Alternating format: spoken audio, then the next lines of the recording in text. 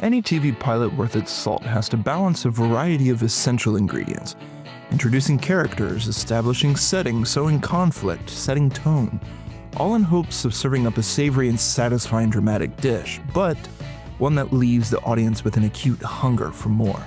Few shows have done this more successfully than The Bear, which has consistently mopped the kitchen floor of the Emmys and other awards since it debuted in 2022. But how did creator Chris Storer and showrunner Joanna Kahlo light the stove on this fantastic series? Of course, the very beginning of any story is crucial to securing the initial investment of the audience. The Bear pulls this off with a dark, intense dream sequence, in which Carmy faces and tries to connect with the manifestation of his hopes and fears, his strengths and weaknesses.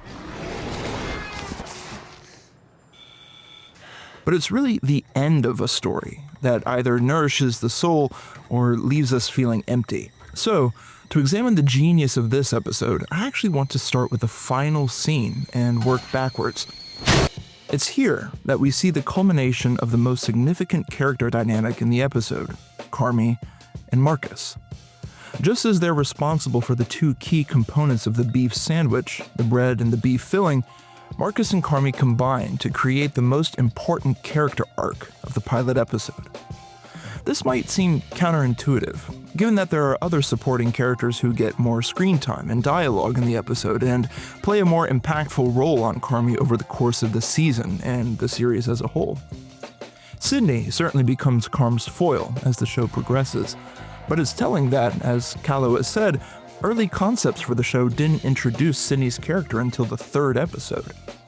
While she's introduced early in the pilot episode, her dynamic with Carm, one of respect based on preceding reputation, is largely unchanged by the time the credits roll. Richie is similarly static in system, though on the more antagonistic end of the spectrum. For the same reasons Sydney admires Carmy, Richie hates him when he clocks in, and still hates him when he clocks out. You know what? This shit right here made you pompous and delusional and a fucking gay-rod. But it's different with Marcus. His dynamic with Carmy begins in one place, but ends in another. After Sydney, Ibrahim, Tina, and Gary, Marcus is the last of the beef crew we meet before Richie and Sugar introduce us to the notoriously complicated and contentious Berzatto family tree. Oh. Did you just throw a fork at me? I did. The first interaction between Carmy and Marcus is about bread and business, and how there's not enough of both. Listen, Marcus, we're not meeting dailies, all right? Vendors are cutting us off. I don't have the money to fix it right this second, but I will get you a new mixer, okay? I promise you. We also see how Marcus deftly glues together the fractured social environment of the beef, backing up Tina's defense of the system, crude joking with Ibrahim, dapping up Gary, and even offering an Italian brotherly kiss with Richie, though he's certainly under no delusions what Richie really is. Hey, I'll pay you in sandwich, yeah? Deal! No shit deal. Oh, fuck off. Hey, was Richie always an asshole? Dude, always and forever, dude. He's the fucking worst. Yeah, he sucks. Dude, he's not a nice guy. It's just he's sad inside. Fank. Dude. As the episode progresses, we see Marcus pulled back and forth in tension with Michael's old system and Carmy's new one. He pushes back on Carmy excising spaghetti from the menu, but he understands Carm's new organization method for spices and other things. Marcus. What? Where the chili flakes? It's the most Polish shit ever. Cousin organizes, it's more confusing. Right there. Labeled chili flakes. Marcus also finds the Noma book that Richie dropped earlier and discovers what we already knew. Carm is really good at what he does. It's at this point we get the most significant difference between the original script and the finished pilot. It's made clear over the course of the episode that what Carm really wants is to be listened to and respected. Jeff, no, please do not touch that. This is the one time you listen to me, please do not touch that. That's been going for 12 hours, okay? That's my pot, Jeff. Everybody knows. That's her pot. That's my pot. Use another pot, please, Chef, all right? Corner! Despite the experience and expertise-informed change he's trying to bring to the beef, everyone blindly clings to Mikey's old system.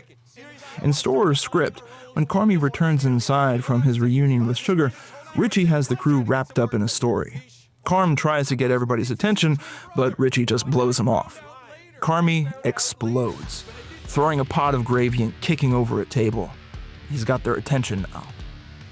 After he storms off, Marcus gets in the first word. That was like seeing an 85-pound white dude on meth lift up a car. In Storr's script, this is the peak dramatic moment. But Storr and Kahlo left it on the cutting room floor. Why? It's true, this outburst could result in the sort of respect Carmy wants, but crucially, it's not the kind of respect he needs. Not just from his coworkers at the Beef, but from us as the audience. Instead, what we get is the more subdued but still tense debut of Carmy's new sandwich. Time to try the new sandwiches. Behind. Corner. For the first time in the episode, the character conflict centers on Carmy and Marcus, with Marcus's bread not up to Carm's standards. That's crumbly. It's too dense. Doing it by hand. Yo, It's the mixer. it's not the mixer, all right? It's crumbly. The oven's too dry. You need to fill a baking sheet with water, put it on the oven floor, throw in another batch, okay? Don't tell me how to do my Just job. Now, Carmy's not just telling Marcus what he needs to do, but how he needs to do it. Nevertheless, Carm's sandwich is met with rave reviews by the crew, even, reluctantly, by Richie. The sandwich earns the admiration of the Beef crew. Well, at least he knows how to cook. Carmy made the Italian beef sandwich better than before. But the epiphany runs deeper for Marcus. Arm, check it. That's good. You see that difference? Big time. Steam tray. Yep. You're right. You could throw down, huh? Hey, grab me a fresh parm brie. Heard, chef. In the final scene, Marcus acknowledges that Carmy can do more than make the food better. He can make them better too. And that is worthy of not just admiration, but respect. This final scene of the pilot exemplifies one of my favorite themes baked into The Bear. It's easy for us to become trapped in self-destructive patterns in which it's impossible to help ourselves. But often, the best way to break the cycle is actually to help others. It might be slow, incremental, frustrating, and even painful at times to do. But good cooking and healing are not so different.